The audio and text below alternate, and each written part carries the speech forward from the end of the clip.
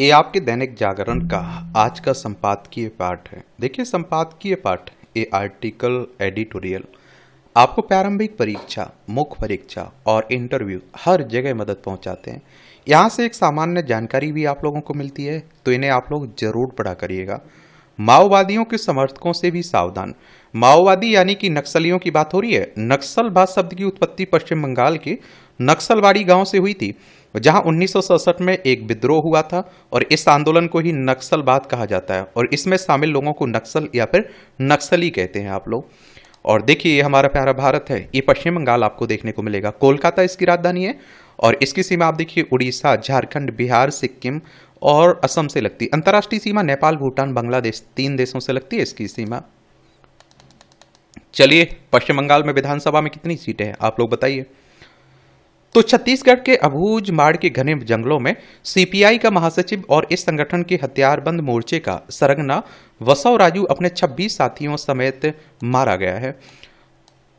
और आप देखेंगे इसमें, और उसके सफाई से यह भरोसा बढ़ा है कि अगले साल मार्च तक माओवाद का खात्मा कर दिया जाएगा, जैसा कि केंद्रीय गृह मंत्री अमित शाह कह रहे हैं। अमित शाह जब 2019 में गृह मंत्री बने तभी उन्होंने यह साफ कर दिया था कि वह आंतरिक सुरक्षा के लिए सिरदर्द और विकास कार्यों में बाधा बने माओवादियों की कमर तोड़ने का काम करेंगे। उन्होंने माओवाद खत्म करने का संकल्प दोहराया ही नहीं, बल्कि माओवाद ग्रस्त इलाकों का दौरा करते रहे और उनके आतंक से प्रभावित राज्यों के मुख्यमंत्रियों और पुलिस प्रमुखों से संवाद भी करते रहे। माओवाद खत्म करने के उनके दृढ़ इरादों से केंद्रीय सुरक्षा बलों के साथ छत्तीसगढ़ में खास तौर पर माओवादियों से निपटने के लिए बने डिस्ट्रिक्ट रिजर्व गार्ड के साथ राज्य पुलिस ने माओवादियों पर दबाव बनाना शुरू किया।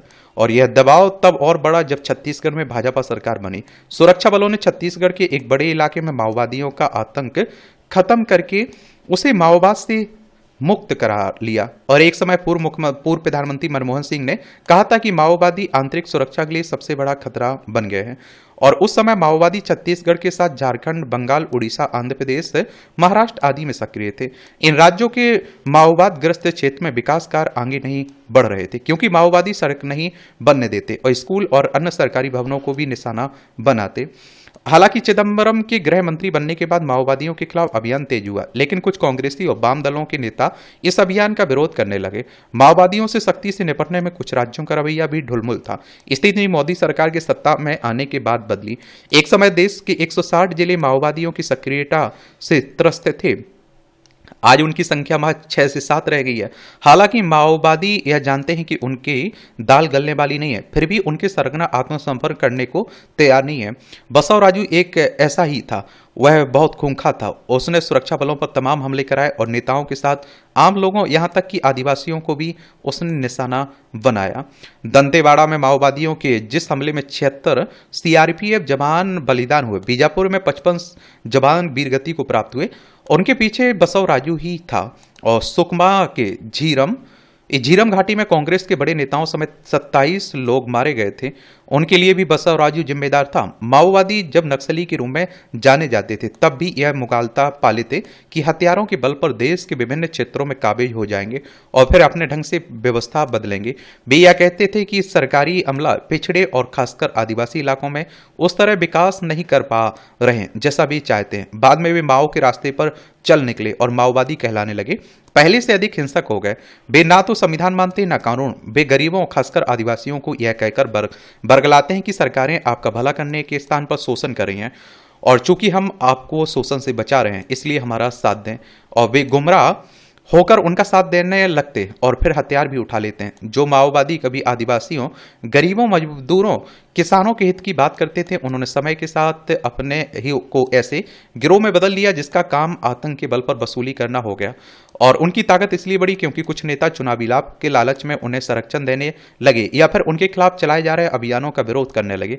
ऐसे नेता कहते थे कि सरकारें पिछड़े इलाकों में विकास नहीं कर पा रही हैं, इससे असंतुष्ट होकर आदिवासी हथियार उठा रहे हैं। माओवादियों को वैचारिक समर्थन देने का काम कथित मानवाधिकारवादियों और खासतौर पर वामपंथी बुद्धिजीवियों ने भी करना शुरू कर दिया। लेफ्ट लिबरल मीडिया का एक हिस्सा भी सरकारी उपेक्षा का हवाला देकर पिछड़े इलाकों की खराब हालत बयान करने लगा और परोक्ष रूप से माओवादी आंदोलन की हिमायत करने लगा और इस तरह माओवाद को वैचारिक खुराक दी जाने लगी। और ऐसे ही आप देखते हैं कि क्या ऐसे ही तत्वों का अर्बन नक्सल कहा गया है। जब भी माओवादियों की सफाई का अभियान तेज होता है तब ये अर्बन नक्सल उसके खिलाफ आवाज उठाते हैं। वे माओवादियों की कारस्तानियों की अनदेखी कर यह नैरेटिव चलाने लगते हैं कि माओवाद के उभार के लिए सरकारें जिम्मेदार हैं, जो पिछड़े क्षेत्रों के विकास पर ध्यान नहीं दे रही हैं। विकास के नाम पर किसानों आदिवासियों की जमीनें छीनने और वन संपदा का दोहन करने में जुटी हैं।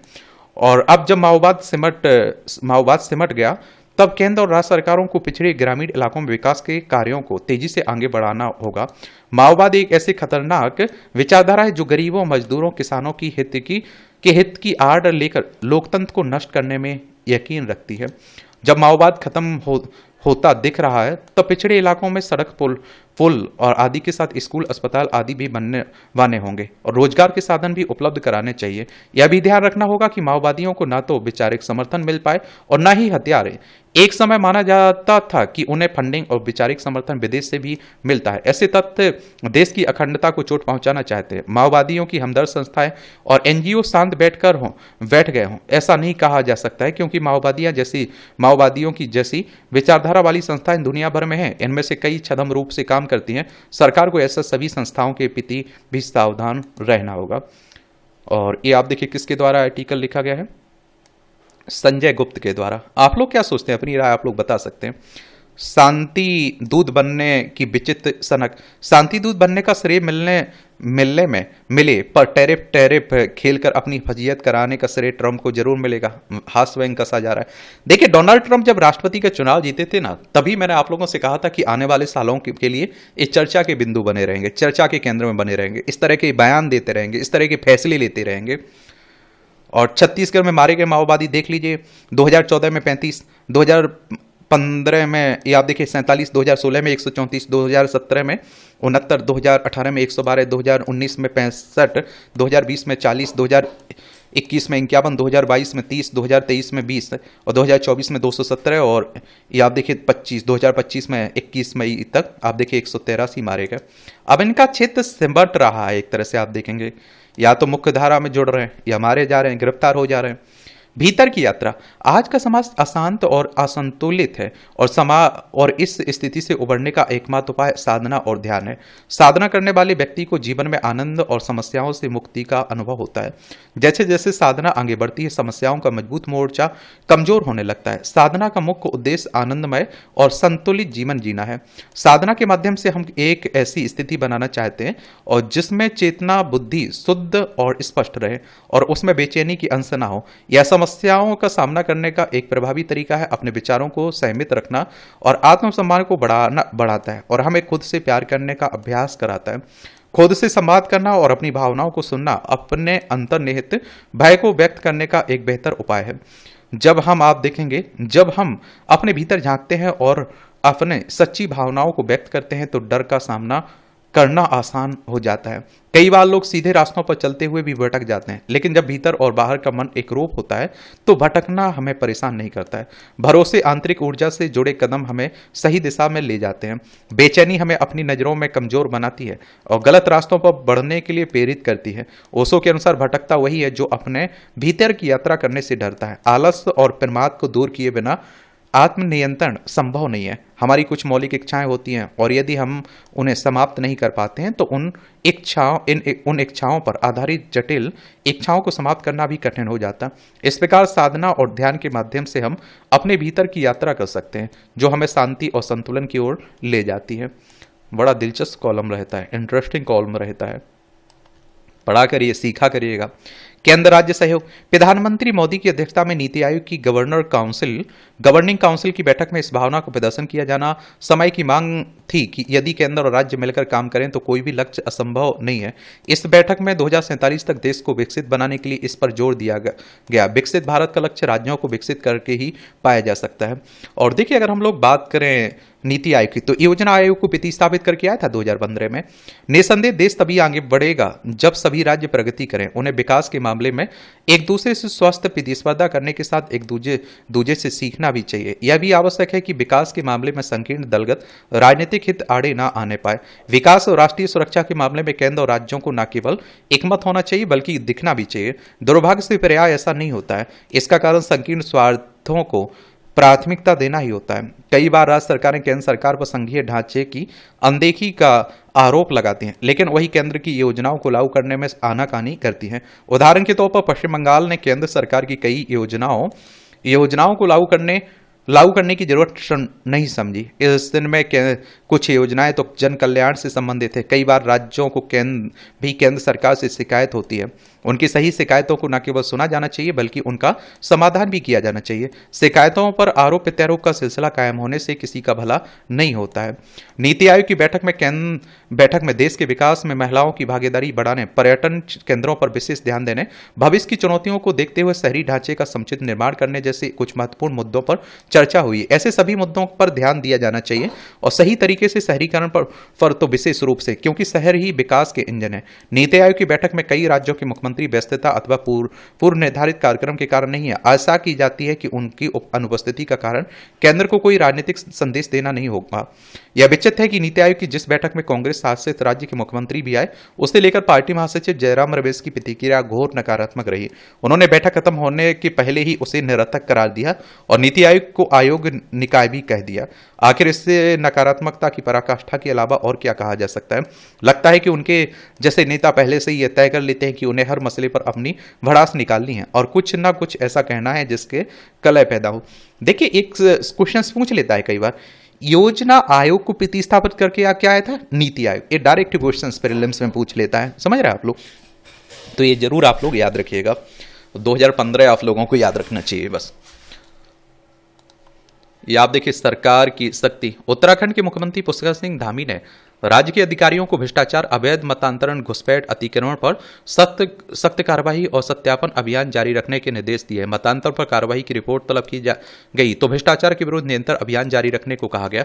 सीमांत क्षेत्रों में सुरक्षा व्यवस्था सुदृढ़ करने के साथ ही सघन जांच अभियान चलाया जाएगा ताकि घुसपैठ को रोका जा सके। पिछले कुछ दिनों में देहरादून, हरिद्वार, उधम सिंह नगर में बांग्लादेशी नागरिक पकड़े गए और जिनके आधार एवं पैन कार्ड भी फर्जी तरीके से बने थे। यह स्थिति प्रदेश की सुरक्षा को खतरे में डालने वाली है। ऐसे में दस्तावेजों को बनाते समय सत्यापन पर विशेष ध्यान देने को कहा गया है। और आप देखिए, सरकारी भूमि से अतिक्रमण हटाने को लेकर भी सरकार गंभीर दिख रही है। एक तरह से सरकार का दृष्टिकोण स्पष्ट है। देवभूमि को उसकी छवि के अनुरूप बनाए रखने को सभी मोर्चों पर सख्त कदम उठाए जा सकते रहे। ऐसे में अधिकारियों को अधिक सतर्क एवं सजग होना होगा। सरकारी कार्यशैली का जो हाल है उसके कारण ही अधिकतर आदेश निर्देश फाइलों में ही सिमट कर रह जाते हैं। नौकरशाही की व्यवस्था को मजबूत करने के लिए सरकार को प्रभावी कदम उठाने होंगे। कई मामलों में तो अधिकारियों की मिलीभगत के कारण कार्रवाई नहीं हो पाती है। ऐसे अधिकारियों के विरुद्ध कड़ी कार्रवाई होनी चाहिए। सरकारी अमले के जिम्मेदार एवं जवाबदेह होने पर ही योजना, नीतियों एवं नियमों के अनुरूप कार्य हो सकता है। इसे सुनिश्चित करने पर ही भी ध्यान देना होगा। और देखिए, उत्तराखंड की बात करें तो उत्तर प्रदेश से अलग करके सन 2000 में राज्य बनाया गया था। देहरादून इसकी राजधानी, इसकी सीमा चाइना, नेपाल से लगती है। राज्यों में आप देखिए, हिमाचल प्रदेश उत्तर प्रदेश से लगती है। विधानसभा में 70 सीटें हैं, राज्यसभा में 3 सीटें हैं, लोकसभा में 5 सीटें हैं। पुष्कर सिंह धामी यहाँ के चीफ मिनिस्टर देखने को मिलेंगे। पृथ्वी की पपड़ी में हाइड्रोजन के भंडार, तो आप देखते हैं कि विज्ञानियों के अनुसार पृथ्वी की पपड़ी में हाइड्रोजन के विशाल भंडार छिपे हुए हैं और यदि हमें इस गैस के दोहन का कोई विश्वसनीय तरीका मिल जाए तो हमारी ऊर्जा की जरूरतें लंबे समय तक पूरी हो सकती हैं। वर्तमान में दुनिया हाइड्रोजन गैस पर ईंधन स्रोत के रूप में अत्यधिक निर्भर है और इसे संतुलित कार्बन उत्सर्जन लक्ष्यों तक पहुंचने के लिए महत्वपूर्ण माना जाता है। शोधकर्ता पृथ्वी की पपड़ी में कैद गैस के विशाल भंडार खोजने के तरीकों पर काम कर रहे हैं। उनका मानना है कि इन भंडारों का उपयोग करके हम 1,70,000 वर्षों तक अपनी हाइड्रोजन ऊर्जा की जरूरतों को पूरा कर सकते हैं। इसका अर्थ यह है कि हमें हाइड्रोजन का उत्पादन करने के लिए हाइड्रोकार्बन का उपयोग नहीं करना पड़ेगा, जो कार्बन डाइऑक्साइड उत्सर्जन में योगदान देता है। मालूम हो कि भूविज्ञानियों ने हीलियम गैस का सफलतापूर्वक अन्वेषण करने के लिए एक रणनीति विकसित की है। अब हाइड्रोजन गैस के दोहन के लिए भी इसी तरह का दृष्टिकोण अपनाया जा सकता है। हाइड्रोजन गैस तब बनती है जब पानी उन चट्टानों के संपर्क में आता है जो लोहे से भरपूर होती हैं या जिनमें आप देखिए रेडियोधर्मी तत्व हैं। और इनके लिए तमाम दबाव और समय जैसे कुछ अन्य मानदंड भी पूरे होने चाहिए। इन सभी कारकों पर विचार करके और पृथ्वी पर उनकी मौजूदगी का मानचित्रण करके शोधकर्ता इस निष्कर्ष पर पहुंचे कि जमीन के नीचे बहुत सारे हाइड्रोजन हो सकती है जिनका दोहन किया जा सकता है। माली में आप देखते हैं कि बैराके बोगो साइट पर इसी तरह के से प्राकृतिक हाइड्रोजन का उत्पादन किया जा रहा है। बोराके बोगो के निवासी दुनिया में पहले ऐसे लोग हैं जो हाइड्रोजन गैस को जलाकर बिजली प्राप्त कर रहे हैं। 1987 में वहां गांव के कुएं से बुलबुले निकलने पर इस गैस का पता चला था। अगली चुनौती प्राकृतिक हाइड्रोजन के स्रोत को ढूंढना है और इस वर्ष की शुरुआत में प्रकाशित एक अध्ययन में शोधकर्ताओं ने सुझाव दिया कि टेक्टोनिक प्लेटों के एक दूसरे के धकेलने और खींचने से बनी दुनिया के पर्वत श्रृंखलाओं में हाइड्रोजन के व्यापक भंडार हो सकते हैं और हाइड्रोजन आज एक महत्वपूर्ण संसाधन है।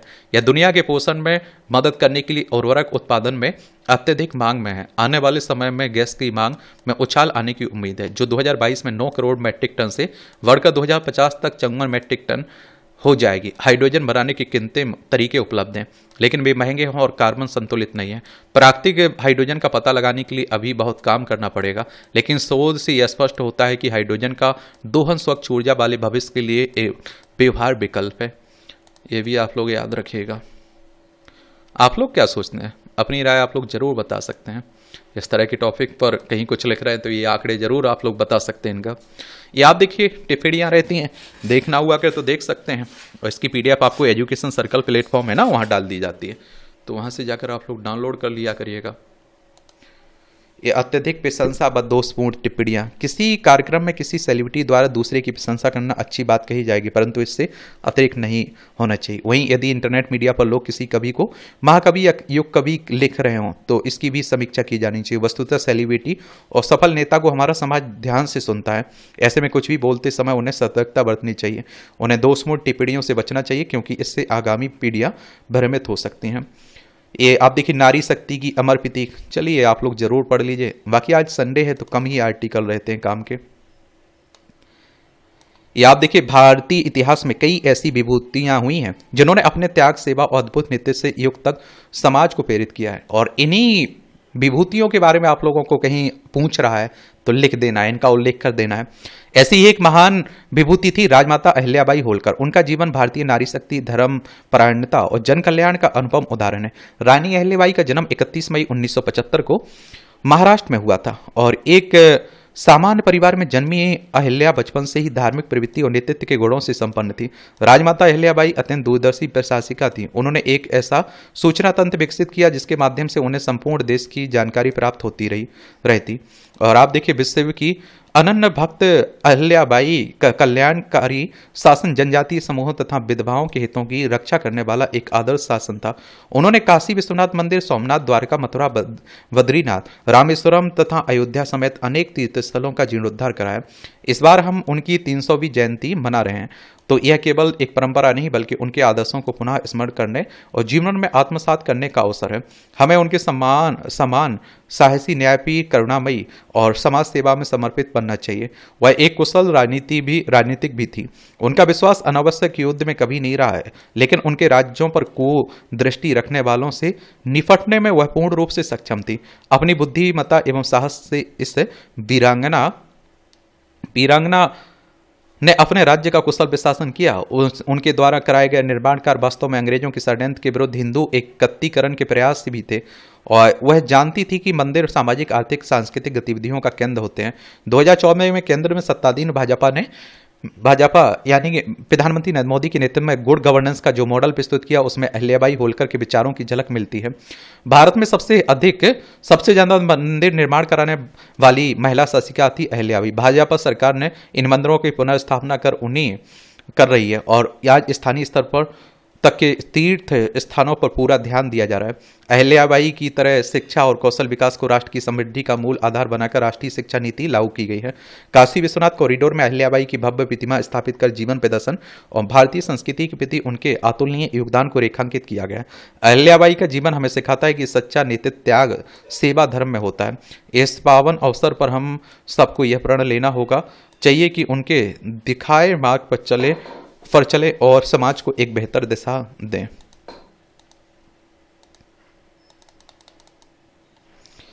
ये आप देखिए किताबें हैं, पढ़ना हो तो पढ़ सकते हैं आप लोग। आज रात हम लोग 8 बजे लाइव आकर जुड़ेंगे, तो आप लोगों के जो भी सवाल हों सुझाव हों तो ज़रूर आप लोग बताइएगा। आप लोग भी आइएगा, जुड़िएगा लाइव। मेरे लिए कोई भी सवाल हुआ करे, सुझाव हुआ करे तो ज़रूर आप लोग बताया करिएगा। धन्यवाद।